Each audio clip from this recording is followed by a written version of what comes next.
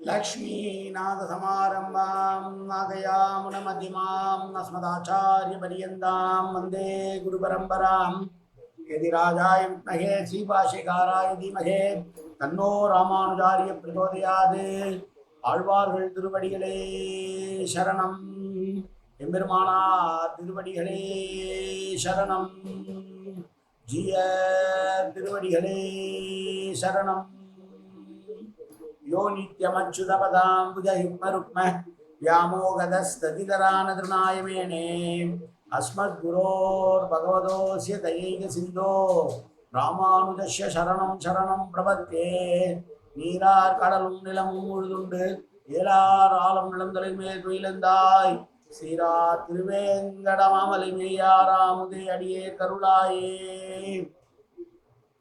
எல்லாம் வல்ல ஏழுமலையான் பெருங்கருணையால் 4000 திவ்ய பிரபந்த பாசுர பதிவேற்றங்களின் வரிசையில் இன்றைக்கு 2077வது நாள் பாசுர பதிவேற்றம். திருமங்கை ஆழ்வார் அருளிய பெரிய திருமொழியிலே 7ஆம் பத்திலே வரக்கூடிய 3ஆம் திருமொழியினுடைய 6வது பாசுரம், பெரிய திருமொழியினுடைய 626வது பாசுரம்.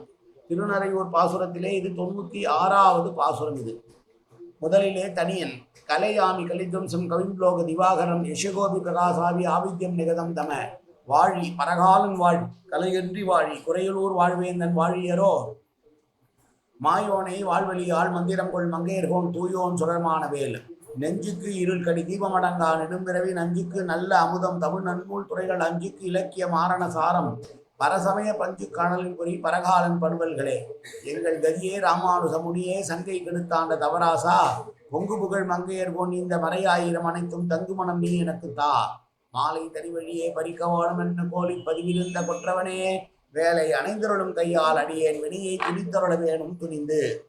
இதோ பெரிய திருமொழி 626வது பாசுரம். எழுதனை பொழியில் ஆகும் பொழுது ஆகிலும் என்றும் என் மனத்து அகலாது இருக்கும் புகழ் தட்டலர்ந்த பொன்னை அலர்பொங்கின் தாழ் பொழில் திருமாலிருஞ்சோலையங் கட்டியை கரும்பு ஈன்ற சாற்றை காதலால் மறை நான்கும் முன் ஓதிய பட்டனை பர வைத்து துயில் ஏற்றை என் பண்பனை அன்றி பாடல் செய்யேனே. எழுத்தனை பொழுது ஆகிலும் என்றால் அத்தனை சிறிய நொடி பொழுது என்று சொல்லலாம். பொதுவாக ஆழ்வார்கள் மிக மிக சிறிய விஷயத்திற்கு எண்ணி ஒப்பிடுவார்கள். அப்படிதான் எழுதனை பொழுது என்றால் ஒரு வினாடி கூட என் மனதை விட்டு அகலாதவன் என்று சொல்கிறார். எல்லா காலத்திலும் என்னுடைய மனதிலேயே இருக்கக்கூடியவன் யார் என்றால் மிகவும் புகழுடையவன், கீர்த்திக்கெல்லாம் சொந்தக்காரன். தட்டலர்த்த பொன்னை அலர்கோங்கின் என்றால் கோங்கு மரங்களுடைய பொன் போன்ற பூக்கள் மலர்ந்து போல் இருக்கிறது. கோங்கு என்கிற மரத்தினுடைய பூவானது பொன்னிறமாக இருக்கும். அது மலர்ந்திருந்தால் பொன் தட்டை போல இருக்குமாம். அதுதான் தட்டு அலர்த்த பொன்னே அலர் கோங்கின் என்று சொல்லுகிறார். அப்படி இருக்கக்கூடிய கோங்கு மரங்கள் நிறைந்த தோப்பினில் உள்ள திருமாலிருஞ்சோலையில் இருக்கிற கட்டியை என்றால் மதுரமான கற்கண்டு போல போகியனாய் இருப்பவனும், கரும்பு ஈன்ற இன்சாற்று என்றால் கரும்பிலிருந்து பிழியப்பட்ட கருப்பஞ்சாற்றை போன்றவும் முன்காலத்திலே என்னுடன் அன்பாக இருந்தவன். 4 வேதங்களையும் ஓதிய சாந்தீபினி முனியனுடைய ஆசிரமத்தில் சென்று 64 நாட்களிலே 64 கலைகளை அத்தியனம் பண்ணின பண்டிதனான பறவை என்றால் இங்கே திருப்பார்கடலை கொள்ளும். கடலை சொல்லக்கூடிய வார்த்தை பறவை. அப்படி திருப்பார்கடலிலே யோக நித்திரையில் இருக்கக்கூடிய ஏற்றை என்றால் பரமபுருஷனை, என் பண்பனை அன்றி என்றால் எனக்கு எளிமையானவனாக திருநன்றூரில் இருக்கிற நம்பியை தவிர வேறு யாரையும் நான் பாடமாட்டேன் என்று சொல்றார்.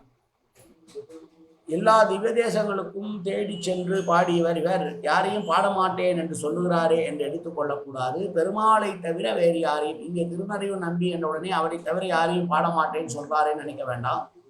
பெருமாளை தவிர யாரையும் பாடமாட்டேன் என்று வேறு எந்த தேவாந்திரத்தையும் நான் பாடமாட்டேன் என்பதாக கொள்ள வேண்டும் என்று ஆச்சாரியர்கள் சொல்வார்கள். ஒரு மால் ஒடியும் பிரியான் என்னுமா போலே ஒரு சிறு வினாடி கூட ஒரு க்ஷணகாலம் கூட என் நெஞ்சை விட்டு பிரிவதில்லை என்று முடிவெடுத்து தங்கி இருக்கிறவன். அதனாலேயே மிகவும் புகழ் பெற்றவனாக இருக்கிறான். திருமாலிருஞ் சோலையிலே பரும போக்கியமாய் சேவை சாதிப்பவனாக இருக்கிறான். கருப்பஞ்சாரை போல இருக்கிறான், கற்கண்டை போல இருக்கிறான். கிருஷ்ணாவதார காலத்திலே சாந்திபினி முடிவிடம் என்று 64 நாட்களிலே 64 கற்களையும் 64 கலைகளையும் கற்று பண்டிதனாக இருக்கக்கூடியவன். திருப்பார்கடலிலே யோக நித்திரையிலே இருக்கக்கூடியவன். இங்கே நல்ல பல குணங்களை கொண்டு திருநறையூர் நம்பியை கொண்ட இவனை தவிர அனுபவித்த பின்னால் வேறு யாரையும் நான் பாடமாட்டேன் என்கிறார். இங்கே தட்டலர்ந்த பொன்னேல் அரக்கொங்கு என்பதற்கு திருமாலிருஞ்சோலை மலையை வர்ணிப்பவர்கள் அத்தனை பேருமே கோங்கு மரங்கள் நிறைந்த பகுதி என்றே வர்ணித்திருக்கிறார்கள். கோங்கு நின்று பொன்னரி மாலைகள் சூழ்பொழில் திருமாலிரும் சோலை அதே என்று பெரியாழ்வாரும், கோங்கலரும் பொழில் மாலிரும் சோலை என்றால் சூடி கொடுத்து சொல்லக்கூடியான ஆண்டாளும். அப்படி கோங்கு மலரானது பொன்னிறம் கொண்டது. அது மலர்ந்தால் தட்டு போல இருக்கும், பார்ப்பதற்கு பொன் தட்டு போல இருப்பதனால் தட்டலர்த்த பொன்னே அலர் கோங்கின் எனப்பட்டது. மறைநான்கும் முன்னோதிய பட்டனை என்பதற்கும் ஸ்ருதியின்படியே நான்முகனுக்கு நான்முறைகளை கற்றுவித்தவன் உபதேசித்தவன் என்றும் பொருள் கொள்ளலாம் என்றும் சொல்லுவார்கள். ஓதிய என்பதற்கு இங்கே பிரம்மனுக்கு வேதத்தை ஓதுவித்தவன் என்கிற பிறவனை பொருளும் கொள்ளலாம் என்று ஆச்சாரியர்கள் சொல்கிறார்கள். எனவே இந்த 626வது பாசுரத்திலே திருமாலிருஞ்சோலை பெருமாளை பார்த்தும் சொல்லி, திருநறையூர் நம்பிதான் அங்கே திருமாலிருஞ்சோலையிலும் இருக்கிறான், என் மனதிலே இருக்கிறான். அவனே கண்ணனாக இருக்கும் போது சாந்தியிடம் பாடம் பற்றவன், அவனே பிரம்மனுக்கும் வேதத்தை உபதேசித்தவன், அவன் என்னுடைய மனதை விட்டு ஒரு வினாடி கூட அகலாமல் இருக்கும் பெருமை பெற்றவனாயிருக்கிறான். அவனை தவிர வேறு யாரையும் பாடேன் பாடேன் என்று சொன்ன பாசுரம் இந்த பாசுரம். மீண்டும் ஒரு முறை பாசுரம். எழுத்தனை பொழுதாகிலும் என்றும் என் மனத்தகலாது இருக்கும் புகழ் தட்டலர்த்த பொன்னை அலர்கோங்கின் தாழ் பொழில் திருமாலிருஞ்சோலையன் கட்டியை கரும்பின் ஈன்ற விண்சாற்றை காதலால் மறை நான்கும் ஓதிய பட்டனை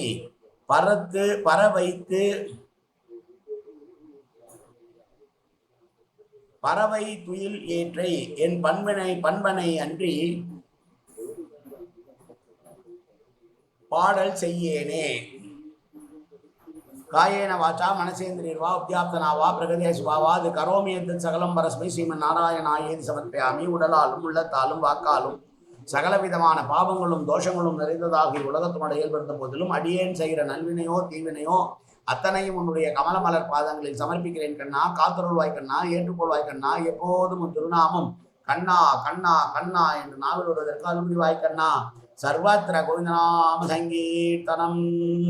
கோவிந்தா கோவிந்தா கோவிந்தா கோவிந்தா கோவிந்தா கோவிந்தா கோவிந்தா கோவிந்தா கோ